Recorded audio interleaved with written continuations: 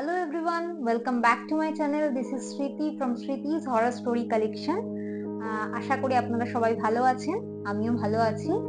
তো আজকে আমি আপনাদের সঙ্গে একটা ভয়ঙ্কর ভূতের গল্প শেয়ার করতে চলেছি। আর এই গল্পটা আমাকে শেয়ার করেছে সহেলি চ্যাটার্জি ফ্রম বনগাঁ। সহেলি, তুমি যদি থাকো তাহলে আমাকে কমেন্ট করো। আমি আজকে সহেলির গল্পটা থেকে স্টার্ট করছি। সহেলির এটা মাস্তুতো এক দিদির গল্প। ওনার মাসির বাড়ি হচ্ছে কোলাঘাটের একটা গ্রামটার আমি নাম নিচ্ছি না। তো সহেলির দিদি সহেলির থেকে মোটামুটি 7-8 বছরের বড়। আর আমি যে ঘটনাটা আজকে বলতে চলেছি 10 থেকে 15 বছর আগেকার ঘটনা। সহেলির দিদির তখন জাস্ট বিয়ে হয়েছে। মোটামুটি 7-8 মাসের মধ্যে সহেলির দিদি ঝিমলি দিয়েই আমি অ্যাড্রেস করছি। ঝিমলিদি কনসিভ করেন এবং উনি বাপের বাড়ি চলে আসেন প্রেগন্যান্সি টেস্টে বাপের বাড়িতে কাটাবার জন্য। আচ্ছা, ঝিমলিদি একমাত্র মেয়ে ছিলেন, ওই জন্য সবার খুব আদরের। ঠিক আছে, তো প্রথম 4 মাস বেশ আনন্দে কাটে, আনন্দ যত্নে কাটে। ঠিক আছে, সবকিছু ঠিকঠাক ছিল। আরেকটা কথা বলে রাখি, মিনওয়াইল ঝিমলিদিদের বাড়ির সবাই না পুকুরে স্নান করতে যেতেন। বাড়িতে স্নানঘর ছিল কিন্তু সবাই পুকুরে স্নান করতে যেতেন। কিন্তু ঝিমলিদি যেহেতু প্রেগনেন্ট ছিলেন, ওই জন্য ওনার মা বারণ করেছিলেন যে তুমি যেও না, আমি তোমার জন্য জল এনে দেবো, তুমি এখানেই স্নান করো, তুমি পুকুরে যাওয়ার বায়না করো। তো যাই হোক, 4-5 মাস ভালোই চলে। তারপরে যখন 5 মাস, তখন ঝিমলিদির সই, মানে গ্রামের দিকে এরকম মকর সই পাতানো হয় বন্ধু হিসাবে। তো সই মালা দি বাপের বাড়ি বেড়াতে আসে।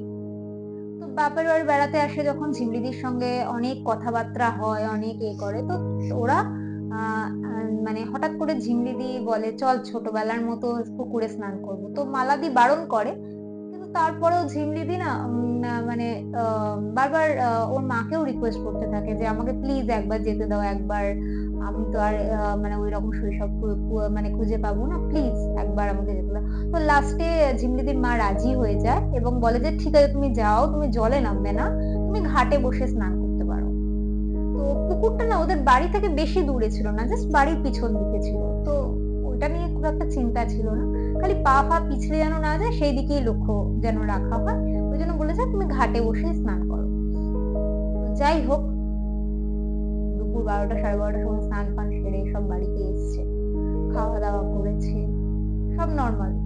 তারপরে দুপুরবেলা ঘুমাতে গেছে। ঝিমলিদিদের বাড়িটা বলি, ঝিমলিদিদের মাটির বাড়ি ছিল কিন্তু সম্ভ্রান্ত, বেশ অনেকগুলো ঘর ছিল। ঠিক আছে, তো ঝিমলিদি একটা আলাদা ঘরে থাকতো, আর ঝিমলিদির হাজবেন্ডও মাঝে মাঝে যেত। তো ঝিমলিদির খাওয়া দাওয়া করে ওনার ঘরে গিয়ে ঘুমাচ্ছে। তো এইবার হঠাৎ করে সন্ধ্যের দিকে ঝিমলিদির মা যখন ঝিমলিদিকে ডাকতে যায়, তখন দেখে ঝিমলিদির প্রচন্ড জ্বর এসছে, গা জ্বরে পুড়ে যাচ্ছে একদম। তো এটা দেখে তাড়াতাড়ি করে ডাক্তার ডাকা হয়। ঠিক আছে, ডাক্তার ডেকে ওষুধ দেওয়া হয়। তো ঝিমলিদির জ্বরটা কমে যায়। ঠিক আছে, এবার পরের দিনের কথা বলছি। জ্বর কমে যায় কিন্তু একটা অন্য ধরনের সমস্যা স্টার্ট হয়। কি সমস্যা? দেখা যায় ঝিমলিদি মানে সারা সকাল ধরে ঘুমাচ্ছে, ঘুম থেকে উঠছে 2-2-2:30টার সময়, রেগুলার হয়ে গেছে এটা। 2-2-2:30টার সময় উঠছে, স্নান ফান কিছু করছে না, চুল ফুল আঁচড়াচ্ছে না, শাড়ি ফাড়ি চেঞ্জ করছে না। ঠিক আছে, মা কিছু কথা বলে তে উত্তর দিচ্ছে, বেশি কথা বলছে না। 2-2-2:30টার সময় খাচ্ছে, মাছ মাংস বেশি বেশি করে খাচ্ছে। গিয়ে তারপরে যে বিকেল বেলা থেকে ঘরে ঢুকছে, শুচ্ছে না কিন্তু, ঘরে ঢুকে লাইট ফাইট অফ করে, জানলা দরজা খুলে লাইট ফাইট অফ করে চুপ করে বসে থাকছে। বসে কিছু করছে না, চুপ করে বাবু হয়ে বসে থাকছে, বসে ঢুলছে। ঠিক আছে, চোখটা এরকম বন্ধ করে ঝুলছে। তো প্রথম দিন কিছু বলেনি, মাসিমা কিছু বলেনি প্রথম দিন। সেকেন্ড দিন বলে না আমাকে তো দেখতে হবে কি হয়েছে। তো সেকেন্ড দিন কি হয়েছে, সন্ধেবেলা সন্ধে দেয়া হয়। তো সন্ধেবেলা সন্ধে দেওয়ার নাম করে ওর ঘরে গেছে, বলছে লাইট ফাইট জ্বালা, আমি তো সন্ধে দেবো বলে মাথায় হাত বোলাতে গেছে। কি মা, তোর কোনো কষ্ট হচ্ছে? মাথায় হাত বোলাতে গেছে, হঠাৎ করে তেড়ে উঠেছে ঝিমলিদি, আমার মাথায় হাত দেবে না, এক্ষুনি আমার ঘর থেকে বেরিয়ে যাও, কেন এসছো আমাকে ডিস্টার্ব করতে? সে মানে গলা কর্কশ গলায় চিৎকার করছে। তো খারাপ লাগে খুব, মানে মাসিমার সঙ্গে কোনোদিন ঝিমলিদি খুব শান্ত স্বভাবের মেয়ে, কোনোদিন এরম ভাবে ব্যবহার করতে ঝিমলিদিকে দেখেনি। খুব খারাপ লাগে, তো চলে আসে। তো এবার দেখছে রাত্রিবেলার খাবারটা যখন দিতে যাচ্ছে, রাত্রিবেলার খাবারটা ধরো ওরকম ভাবে বসে বসে ঢুলছে চোখ বন্ধ করে, ওকে ডেকে দিতে গেলেই বিচ্ছিরি মানে ভয়ঙ্কর ভাবে ওর দিকে তাকাচ্ছে। হ্যাঁ, আর রেখে দিয়ে গেলে ওটা কিন্তু সকালবেলাও দেখা যাচ্ছে ওটা পড়েই আছে, রাত্রিবেলা কিছু খাচ্ছে না, যা খাওয়ার দুপুরবেলা খাচ্ছে। তো এইভাবে কাটে। ২ দিন কাটার পর আস্তে, আস্তে মাসিমা লক্ষ্য করেন যে ও না মানে একটু অন্যরকম বীভৎস ওর মুখগুলো দেখতে হয়ে যাচ্ছে। হ্যাঁ? সারা মানে গা দিয়ে একটা অন্যরকম বাজে মানে বিটকেল একটা আষ্টে গন্ধ ছাড়ছে। ওর ঘরে ঢুকলেই গন্ধ ছাড়ছে। ঠিক আছে? এটা মানে ওনার খারাপ লাগে। মানে ভালো লাগে না ঠিক ব্যাপারটা। তো মেসোমশাইকে বলেন যে, "আমার মনে হচ্ছে কিছু একটা প্রবলেম আছে। তো তুমি ওই ওদের গ্রামে একজন রমা গুনিন বলেছিল। তুমি রমা গুনিনকে একবার ডাকো। ঠিক আছে? আমার ঠিক ভালো লাগছে না। একবার দেখিয়ে নেওয়া ভালো।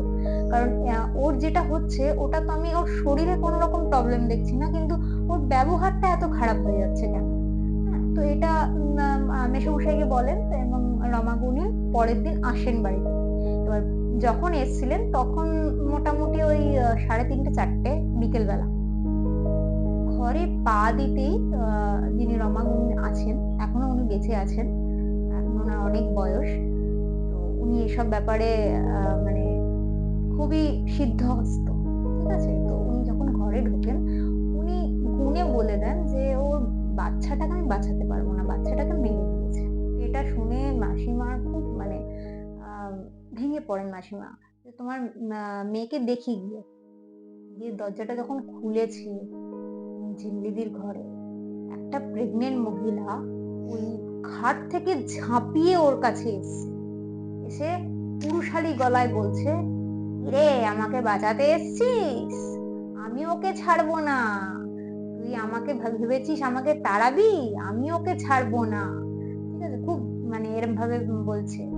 "তুই এখান থেকে এক্ষুনি দূর হ।" ঠিক আছে? যাই হোক কোন রকমে উনি কিছু মানে চ্যান্ট করতেছিলেন। সবসময় চ্যান্ট করছিলেন উনি। মন্ত্র চ্যান্ট করছিলেন। তারপর উনি হাতের মধ্যে কোন একটা তাবিজ বা কোন একটা কবজ টাইপের উনার হাতে বেঁধে দেন। বেঁধে দিয়ে বলে, ওকে আর কোন খেতে-ফেতে কিছু দেবে না। খেতে দেবে না আর ওর ঘরটাকে না বন্ধন দিয়ে দেয়। ঠিক আছে? খেতে দেবে না আর এই ঘর থেকে যেন না বেরোতে পারে। ঠিক আছে? ঘরটা বন্ধন দিয়ে দেয়। তো বলে ও কিন্তু রাত্রিবেলা অনেক চেষ্টা করবে এখান থেকে বেরোতে। ও যদি একবার বেরিয়ে যায় এখান থেকে তাহলে তোমার মেয়েকে আমি বাঁচাতে পারব না। কারণ আমার তখন হাতের বাইরে চলে যাবে। ঠিক আছে? আমি এই যে বন্ধন দিয়ে দিলাম, এর মধ্যে ওর কোনো ক্ষতি হবে না। ও ওর কোনো ক্ষতি করবে না। ঠিক আছে? কিন্তু তোমাদের অনেকভাবে ইনফ্লুয়েন্স করার চেষ্টা করবে। তোমরা কিন্তু খুলবে না দরজা। তো যাই হোক, তো এটা বলে উনি চলে যান এবং কয়েকটা বলেছেন পরের দিন আমি আসবো, একটা পুজো হবে। তোমরা এক দড়ে দুটো এক জোড়া বোয়াল মাছ কিনে নিয়ে আসবে। ওটাকে বলি দিতে হবে। আর কয়েকটা পুজোর সামগ্রী আনতে বলেন। বলে উনি বলেন যে পরের দিন সকাল ১০টার সময় আমি পুজোতে বসবো। আ তোমরা সব জোগাড়-যন্ত্র করে রাখবে। তার আগে দরজা খুলবে না। ঠিক আছে। এবার সেদিনকার রাত্রিবেলা কি ভয়ঙ্কর ঘটনা ঘটেছে সেটা মাসি শেয়ার করেছিলেন। সেই রাত্রিবেলা বাড়ির কেউ ঘুমাতে পারেনি। আচ্ছা, মাসি ছিলেন, মেসো ছিলেন, আর মাসির এক জা ছিল, আর তার হাসব্যান্ড আর তার ২ টো বাচ্চা ছেলে। ঠিক আছে? তারা অনেক ছোট মোটামুটি কত বয়স হবে তখন? একজনের ৭ বছর, একজনের ৯ বছর এরকম বাচ্চা ছিল। তো যাই হোক রাত্রিবেলা কথা বলি, ঝিমলিদির গলা করে কেঁদে, কেঁদে বলছে, "মা" মানে আ আকুতি মিনতি করছে। ঠিক আছে? যে, "মা দরজা খুলে দাও মা, আমি ঝিমলি, আমাকে তোমরা চিনতে পারছো না? আমাকে কেন এখানে বন্ধ করে রেখেছো? আমি তোমার কাছে যাবো, কতদিন তোমার কোলে শুইনি, হ্যাঁ? তুমি কি চাও না নাতি-নাতনির মুখ দেখতে? আমাকে খুলে দাও মা দরজাটা।" মানে খুব মানে কান্নাকাটি করছে। যখন দেখছে এসব মানে ওরা কেউ কথা শুনছে না, তখন ঘরের যা আসবাবপত্র, কাঁচের যা কিছু আছে ছুঁড়ে, ছুঁড়ে মানে চারিদিকে আওয়াজ। ঝনঝন, ঝনঝন করে তছনছ করার আওয়াজ। সারারাত ঘুমোতে পারেনি। তো পরের দিন সকালবেলা উনি এলেন। আসার পর উনি সমস্ত যোগাযন্ত্র করে নিলেন ১ম এ এবং যেখানে ওকে বসাবে সেই আসনটাকেও ভালো করে বেঁধে রাখলেন। তো উনি গিয়ে দরজা খুললেন। দরজা খোলার পর উনি ভেতরে ঢোকেননি, উনি চ্যান্ট করছেন, মন্ত্র পাঠ করছেন এবং করতে করতে বলছে, এই এদিকে আয়। তো প্রথমে আসেনি, কিছুক্ষণ বাদে এসছে। যেই ওই বন্ধনটা থেকে বাইরে, ওই ঘরের যে বেঁধে দিয়েছিল সেই চৌকাঠটা পার করা হলো, তারপরে তার শক্তি প্রচন্ড বেড়ে গেছে, সে আর ওখান থেকে নড়বে না। এবার ওদের বাড়িতে লোকবল কম ছিল, ঠিক আছে? ঝিমলিদির হাজবেন্ড এসছেন, ঝিমলিদির বাবা, ঝিমলিদির কাকা, আর পাশের বাড়ি থেকে আরো 2-4 জন লোক এসে সবাই মিলে, গায়ে তখন আসুরিক শক্তি, ঠিক আছে? সবাই মিলে 5-6 জন লোক মিলে ওকে টেনে হিঁচড়ে ওই আসনে বসায়, পুজোর আসনে। বসাবার পর কিছুতেই বসবে না, তারপরে বসানো হয়। তারপরে খালি বসে বসে এরকম ভাবে ঢুকছে, এরকম ভাবে ঢুকছে, ঠিক আছে? চোখগুলো মানে মাথাটা নিচু করা, চোখটা এরকম বড় বড় আর ঢুকছে। তো গুণিন প্রথমে মানে কয়েকটা মন্ত্র পড়ে ওর গায়ে কিছু ছেটায়, ঠিক আছে? কি ছেটায়, সর্ষে ফর্ষে হবে, কিছু একটা ছিটিয়েছিল। তারপরে জিজ্ঞাসা করে, তুই কে? যখন তুই কে জিজ্ঞাসা করে, কিছুতেই বলবে না আমি কে, আমি ওকে নিয়েই যাব, খালি বলছে আমি ওকে নিয়েই যাব, আমি ওকে নিয়েই যাব। এবার জিজ্ঞাসা করো, অনেক কিছু বলার পর বলে, তোকে আমি বোয়াল মাছ খেতে দেবো, তুই বল তুই কে, ঠিক আছে? তো এবার লাস্টে স্বীকার করে যে আমি হচ্ছি ওপাড়ার কালু, ঠিক আছে? এবার কালুর এটা বলে রাখি, কালু হচ্ছে ওপাড়ার একটা গুন্ডা ছিল, ঠিক আছে? হেন বাজে কাজ নিয়ে সে করতো না। গত বছর তাকে ওরকমই বাজে কাজের কোনো চক্করের লোকেরা এসে ওকে মার্ডার করে দিয়ে গেছিল, ঠিক আছে? মানে মরে যাওয়ার মোটামুটি 2-3 দিন বাদে ওর লাশটা জঙ্গলে পাওয়া যায়, ঠিক আছে? পাশে একটা জঙ্গলে পাওয়া যায়, তারপরে সেটা উদ্ধার করা হয়। মানে খুব প্যাথেটিক মৃত্যু ছিল। যাই হোক, খারাপ কাজ করলে তার পরেটা তো এরকমই হয়, পেতে হয়। যাই হোক, এবার বলছে আমি ঝিমলিকে পছন্দ করতাম, ওর ওপর আমার নজর ছিল, যেমন খারাপ লোকেরা ছিল। তো যাই হোক, ওকে আমি ছাড়বো না, ওকে আমি নিয়ে যাব, আমার একা থাকতে ভালো লাগছে না, এরকম বলছে। তখন বলছে, তুই অলরেডি তো ওর বাচ্চাটাকে মেরে ফেলেছিস, হ্যাঁ, তুই আবার ওকে নিতে চাইছিস? হ্যাঁ, তোর এত বড় সাহস? বলে ওকে মানে রমাগুণিন যিনি ছিলেন, তিনি ভগবানের মানে যা কিছু আছে মন্ত্রফন্ত্র করে লাস্টে জোড়া বোয়াল যেটা আছে ওটাকে বলি দেয়া হয়। তো বোয়াল মাছকে বলি দিয়ে তারপর বলে, এনে তুই এটা ধর, বলে কলা পাতায় কিছু একটা দিয়ে ওকে দেয়া হয়, তুই এটা খা আর ওকে এক্ষুনি ছেড়ে যা বলে ওকে নির্দেশ দেওয়া হয়। এবং এইভাবে ঝিমলিদির থেকে ওই ভয়ঙ্কর পিশাচ যে আছে ওটাকে তাড়ানো হয়। তারপরে ওনার হাতে তো কবচটা পরিয়েই দেওয়া হয়েছিল। ঝিমলিদির শরীর একদম খারাপ হয়ে যায়, ওই সময় ঝিমলিদি অজ্ঞান হয়ে পড়ে যায়। সঙ্গে সঙ্গে ওনার ব্লিডিং হতে থাকে, তাকে হসপিটালাইজ করা হয়। হ্যাঁ, মানে প্যাথেটিক অবস্থা, ঠিক আছে? শরীর পুরো ভেঙে যায়, বাচ্চাটা তো নষ্ট হয়ে যায়। হ্যাঁ, তারপরে ডিপ্রেশনে চলে গেছিল ঝিমলিদি, মোটামুটি 1.5 বছর ডিপ্রেশনেই ছিল। একে ওই রকম একটা ওর ওপর একটা, অ্যাকচুয়ালি কি বলুন তো, কোনোভাবে যদি কারোর ওপর কোনো আত্মা প্রভাব সৃষ্টি করে না, তার শরীরটা নষ্ট হয়ে যায়।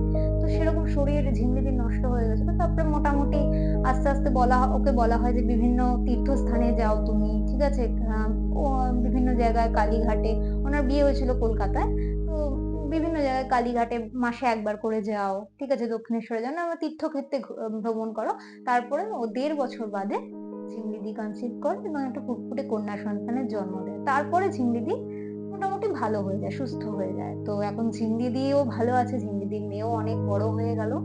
তো আমার গল্পটা এখানেই শেষ হলো। আপনাদের কেমন লাগলো আমার গল্পটা প্লিজ আপনারা কমেন্ট করবেন, ভালো লাগলে একটা লাইক করে দেবেন।